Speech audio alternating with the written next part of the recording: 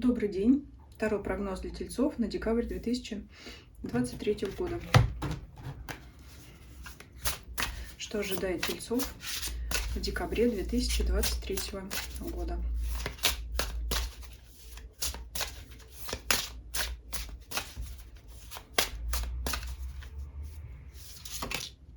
Основные моменты к нам пришли сами. Изменения. Очень серьезные какие-то изменения. Прежде всего, конечно, это окончание одного периода жизни и начало нового. Скорее всего, так как это атмосфера, это будет касаться всех сфер вашей жизни, которые будут выпадать по дальнейшим позициям. Но, не знаю, слышали вы сейчас или нет, но знак был явный. То есть что-то там на улице произошло. Конечно, могут произойти такие события, которые извне, которые затронут все сферы вашей жизни, но я все-таки так предполагаю, это ваша внутренняя перестройка, которая ваше отношение поменяет к остальным сферам жизни. Немножко так сама взбодрилась. Ладно, продолжим. Не пугайтесь этой карты.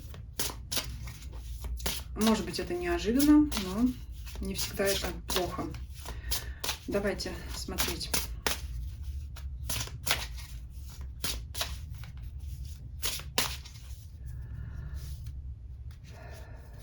Итак, финансы, деньги, имущество, первая позиция, работа, карьера, бизнес, личная жизнь, семья, любовь, ваше состояние физическое и эмоциональное, психологическое состояние, что вас окружает, друзья или обстоятельства, которые вокруг вас. Итак, давайте смотреть. Первая сфера: финансы, деньги, имущество. Маг. Полный контроль над своими финансами. То есть, что я здесь имею в виду? Вряд ли какие-то случатся независящие от вас обстоятельства. Даже если они и случатся, вы сможете свои финансы сможете их сохранить, приумножить. То есть вы будете знать, как. Маг — это человек знающий. Он знает, как сделать что-то такое, что выгодно ему прежде всего, чтобы сделать то, что ему надо. Вы будете знать, как поступать с вашими имуществами, с вашими финансами. То есть здесь никто у вас не сможет чего-то отнять, что-то там, скажем, если вы будете какие-то проводить сделки, купли-продажи, то есть все в вашу выгоду, все будет в вашу пользу. Ну и по связке с картой смертью, конечно, это изменение в том плане, что, возможно, вы были зависимы в деньгах, а теперь вы будете сами зарабатывать, сами распоряжаться деньгами. То есть, в любом случае, знаете, это как... Вот даже если не сами заработаете, деньги к вам в руки все равно придут. Я не знаю как, может быть, вы мне скажете. Потому что маг — это тот, кто держит все в своих руках. В данном случае финансы, деньги, имущество. Через какие-то изменения. Здесь скорее это не внутреннее влияние на сферу финансов. Здесь скорее действительно изменение внешних обстоятельств.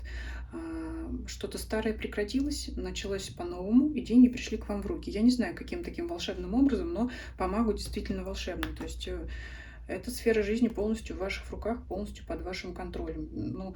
Если говорить о достатке, безусловно, здесь все в порядке. Здесь вы всем довольны. Но это не означает, что маг на этом остановится, да, можно и дальше приумножать. Но здесь вот прям хорошо, можно сказать, хорошо, можно за вас порадоваться. По имуществу тоже это выгодное заключение сделок, может быть, там купля-продажа квартиры и так далее. Так, давайте на этом остановимся. Следующая сфера: работа, карьера, ваше личное дело, бизнес. Восьмерка жезлов. Вот тут какие-то неожиданные изменения. Конечно, это надо дополнить. Это то, чего вы не ждали. Но еще и в связке с картой смерти. Что происходит в сфере работы? Тройка мечей. Это, для кого-то это плохая новость, для кого-то это хорошая новость. Это возможное увольнение. наверное, не самыми по тройке мечей, не самое приятное расставание здесь ожидает, но тут еще и плюс и колесо фортуны выпадает. Это неожиданное увольнение, неожиданное, может быть, для вас самих. Тройка кубков. Еще и праздник. Тройка мечей и тут же тройка кубков.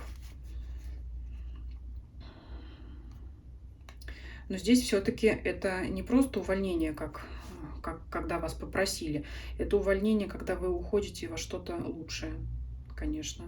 Потому что это некоторая грусть от расставания с прошлым, потому что все-таки там было для вас что-то хорошее. И по колесу фортуны это изменение, переход к тройке кубков, к празднику. Это может быть для кого-то оставление места работы, где вы были наемным работником, переход в собственное дело, ну, либо на более высокооплачиваемую или престижную работу, потому что все-таки, конечно, тройка мечей, она по колесу фортуны переворачивается у нас в тройку кубков.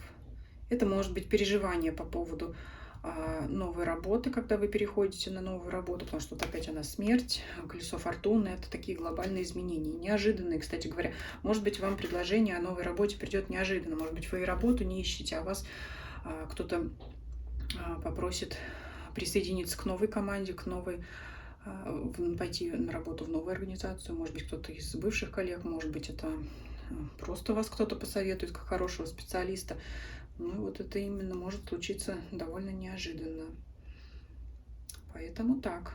То есть переход не то что от худшего к лучшему, но это переход через некоторые опасения, переживания, как оно будет там. Но в итоге все закончится очень даже положительно. Так, я думаю, на этом остановимся. Давайте перейдем к личной жизни. Дьявол вам выпадает на личную жизнь. Сейчас я его закрою здесь. Дьявол в личной жизни. Что это такое? Это, конечно, зависимость от своего партнера. Для тех, кто в паре. Для тех, кто не в паре, очень характерна ситуация для зависимости от бывших партнеров. Для тех, кто не может забыть какие-то старые там любовные истории и не готов, конечно, ко встрече с новым человеком. То есть, ну, явно здесь это не тот аркан, который вам хорошее начинание сулит в личной жизни для тех, кто не в паре. Давайте посмотрим, что это за зависимость от вашего партнера. В чем она проявляется?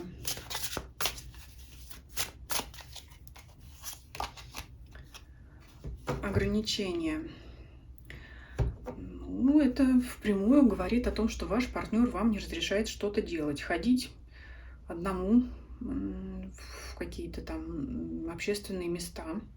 То есть это ревность от вашего партнера. Это также может быть ваша ревность к партнеру. То есть это запрещать партнеру что-то делать. Давайте еще уточним. Ну, очень здесь просматривается ревность и собственничество такое. То есть ты моя и больше, и вообще надеть паранжу, чтобы больше тебя никто не видел. Или то же самое по отношению к мужчине. Поэтому здесь вот такое. Дьявол — это всегда цепи, плюс девятка жезлов — это забор, это ограничение каких-либо действий. Давайте дополнять двойка мечей, тоже прикрою карту здесь. Двойка мечей.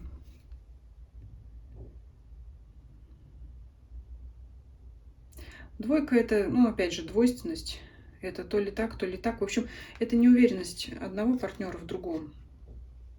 Давайте посмотрим, по какой причине. Это важно. Тут такие арканы раскрываются. Плюс еще по карте смерти какая-то перемена. Что-то произошло, что вселило в вас неуверенность в вашем партнере, либо вашего партнера в вас. Давайте смотреть, в чем эта причина. Кто-то слишком быстро рвется вперед. Еще раскрываем. Здесь прямо история такая интересная. Паж кубков.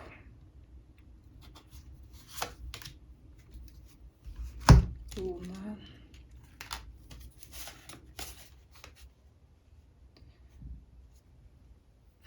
Ну, я возвращаюсь к истории с ревностью. И здесь паж кубков показывает нам, что хорошее настроение, приятные эмоции, приятный внешний вид.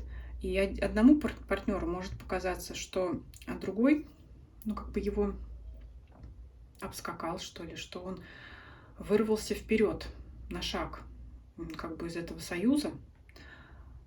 Пытаюсь вам объяснить.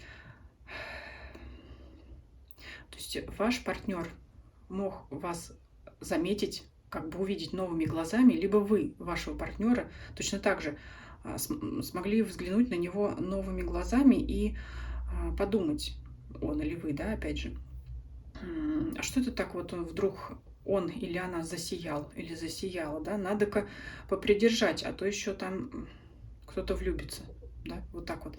Здесь именно изменения внутренние, внешние изменения настроения. В общем, вы можете почувствовать изменение настроения и внешнего вида вашего партнера, и от того подумайте, что вдруг с ним стало. Надо на всякий случай попридержать его при себе, а то вдруг как бы чего не вышло. Это ревность. Одним словом, все-таки сколько карт не вытягивала, это ревность. Это прорыв. Это как вот колесница. Это когда мы смотрим фильмы, да, и видим, когда кто-то едет на колеснице, это всегда, он всегда кого-то обгоняет. Я вот лично ни разу не видела, чтобы на колеснице спокойно, плавно ехали. Это все время какие-то соревнования, это все время вырваться вперед. Поэтому один из вас в паре чувствует, что партнер начал его превосходить, и как бы надо его вернуть назад, притянуть его на тот уровень. В общем, сиди, где сидишь, вот так вот. Ну, я уже сказала, это может быть как с вашей стороны, так и со стороны вашего партнера. Карта здесь это не показывает, как говорится, будет видно. Я думаю, на этом мы остановимся. Про тех, кто не в паре, я тоже уже сказала. Ну, такой период изменения наступили, да, опять же, вот они изменения. Здесь уже, конечно, знаете, больше касается внутренней эмоциональной сферы. Это надумано все. Вот это вот все надумано. Потому что здесь карта не показывает, что реально так обстоит положение вещей. То есть это кажущееся, еще плюсы по Луне. Это что-то, что кажется. Это то, чего нет на самом деле. Поэтому над этой сферой, конечно, надо поработать. В том плане, что все-таки такие арканы выпали, да, и аркан дьявола, и Луна. А все-таки это вы себе надумали. Я так, знаете, скажу, это вам приснилось по Луне. Вам или вашему партнеру нет оснований для ревности, и уж тем более для того, чтобы партнера вообще не пускать куда-то там. Далее смотрим здоровье, физическое состояние, эмоциональное. Тоже карту здесь прикроем. Карта Мир. Прекрасная карта и хорошего настроения, и физического состояния. То есть здесь нет места никаким болезням, ни физическим, ни моральным. И если уж так говорить, если у вас все в вашей голове все гармонично, то значит здесь вот третья позиция, личная жизнь, она все-таки привносит Луну не в ваши мысли, скорее в вашего партнера, потому что у вас-то все в порядке, у вас все нормально. Это там партнеру кажется, что что-то идет не так, а у вас все в порядке. Вы в полной гармонии находитесь. Вы в ладу с самим собой или с самой собой и всем миром. Поэтому то, что идут вот какие-то ограничения со стороны вашего партнера, это, скажем так, все в его только голове. Переходим к позиции ваше окружение, обстоятельства вокруг вас и друзья. Пятерка мечей. Есть споры, недопонимания. Давайте посмотрим, это конкретные люди или это неприятие какой-то ситуации. Это как борьба с обстоятельствами. По пятерке мечей это всегда победа, но она победа такая, как говорят, горькая победа, первая победа, но не очень хорошей ценой, либо которая все равно приносит какое-то поражение, да, вот так вот. От королевы Пентаклей. Вот ищите королеву Пентаклей. Вот будете не согласны, не соглашаться с какой-то дамой, с королевой Пентаклей. Будете считать, что надо делать что-то по-другому. Что? Выяснение отношений. Паж мечей. Это колкости, взаимные упреки. по карте звезды. Карта звезды — это ваши планы.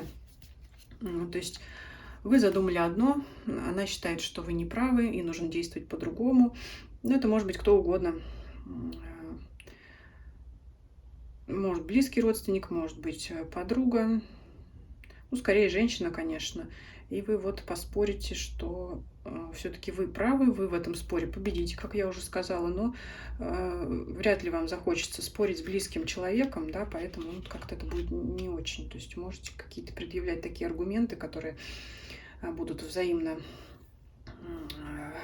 колоть друг друга, могут быть взаимно обидными, и стоит ли оно, как говорится, выеденного яйца, ну, вам решать. Если захотите отставить свою позицию, отстаивайте. Если хотите сохранить ту самую гармонию, которая у вас по 4-й позиции выходит по аркану мир, то подумайте, стоит ли вообще это затевать. В общем, это зависит от предмета вашего спора. Давайте посмотрим неожиданность месяца. Ну, такой довольно-таки месяц у вас. Ой-ой-ой, есть чем заняться. Что тут у нас? По финансам хорошо, по работе интересно, по личной жизни все в ваших руках. Гармонизировать ваши отношения нужно будет, да, конечно, придется. Ну, в принципе, так не скучный месяц. Не могу сказать, что там что-то прям ужасное, плохое, несмотря на смерть. Но такие изменения все-таки есть влияние пересмотра вашего поведения, вашего отношения к жизни на вот эти все сферы. Поэтому вот этот спор также может по 5-й позиции вытекать из конкретно вот из изменений вашего отношения к каким-либо вещам. То есть вы мнение поменяли, начали что-то обсуждать с королевой Пентаклей и, скажем так, поспорили. Вот. Поэтому, ну, везде, видите, хромает. Не везде аркан смерти накладывает негативный отпечаток. Вот по деньгам очень даже неплохо. Что касается, дополню, кстати, что касается по личной сфере, потому что может показаться, что она тут самая затруднительная, опять это временное явление, и раз уж у вас гармоничное состояние, прекрасное настроение, вот это вот то, что партнер приревновал, оно вам только даст силы и как-то, вот знаете, вас приободрит. Может быть, новую струю в отношении ваши внесет положительную. Это как бы, знаете, это ревнует, значит, любит. Это не всегда плохая поговорка. Иногда это как-то прибавляет уверенности в себе, что ли. Вот что-то такое у вас может. Но это по дьяволу все, да. Это именно такие могут мысли приходить. Ну вот, значит, партнеру все еще не безразлично, значит, чувства еще не остыли. Это не всегда плохо, как я считаю, а вам судить, конечно, самим. Итак, давайте посмотрим неожиданность месяца. Аист. Новые начинания. Опять же, может касаться работы, может быть приятные новости, связанные с вашими детьми. Давайте еще дополним. Развилка. Принятие решения. Может быть неожиданно. Касаемо письма. Вот известие еще можете получить какое-то, после которого придется принимать решение. Давайте спросим совет. Кстати, известие, вот может быть как раз оно приглашение о новой работе, потому что это что-то выбирать. Развилка, колесо фортуны, карты, ну, близкие по смыслу, скажем так, не одно и то же. Ну, может, кстати, как раз это и быть неожиданным, да, мы же говорили по 8 жезлов, неожиданное предложение о работе. Здесь мы смотрели неожиданность. Давайте совет посмотрим для вас. Совет. Луна. Эмоции свои, конечно, старайтесь держать в узде, потому что Луна — это все внутреннее. Вот я говорю, внутренние изменения вас коснутся в декабре. Внутренние. Что еще посоветую? Вот, заякориться. Не выдавайте свои эмоции, не выпускайте их вовне. Вот это может касаться спора с другими людьми, да, что еще? Вот по личной жизни тоже как-то старайтесь сдерживать. И,